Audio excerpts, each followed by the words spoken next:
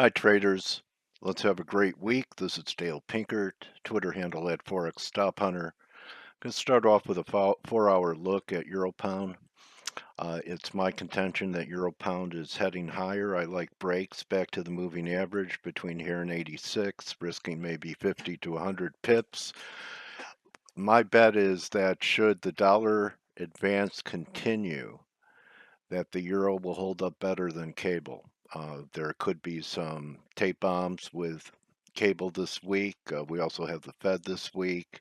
So I believe if the dollar corrects and heads back down after having a major breakout, which I'm not expecting quite yet, looking for Dixie 99.20 could happen this week.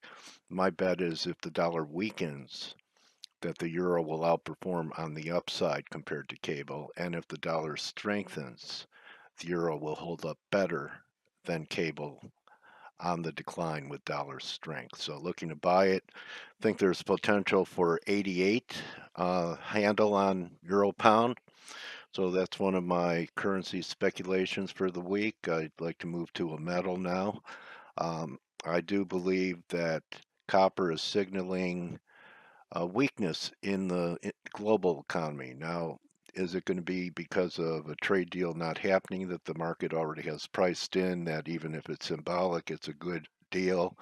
But as you recall, I showed this third drive up here in copper up around 299.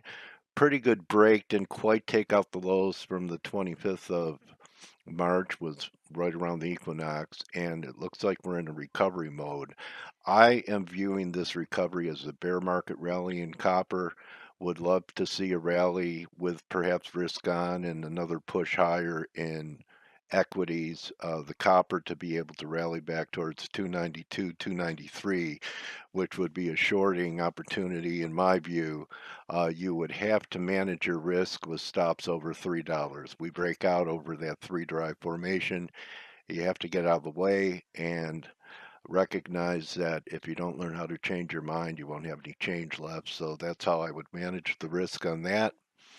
And I wanted to wrap it with WTI. Been following me for a while. I've been looking for a top in crude, which manifested in a pretty big way, as you can see from that 66.5 level. And I showed the chart. Your first sign of negative action would be under 65.5. That happened on Friday.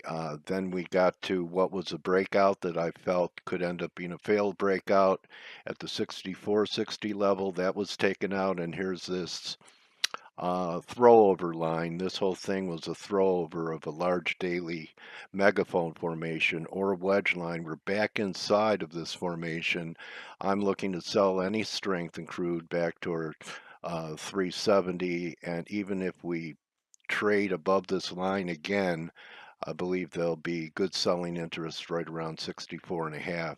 I do think that we're going to test this moving average right here at 61.60, and my targets are initially 59 and then 55, and this could turn out to be really the surprise going into the summer driving season. So good hunting this week. Be careful. We have the Fed and then we have the NFP on Friday.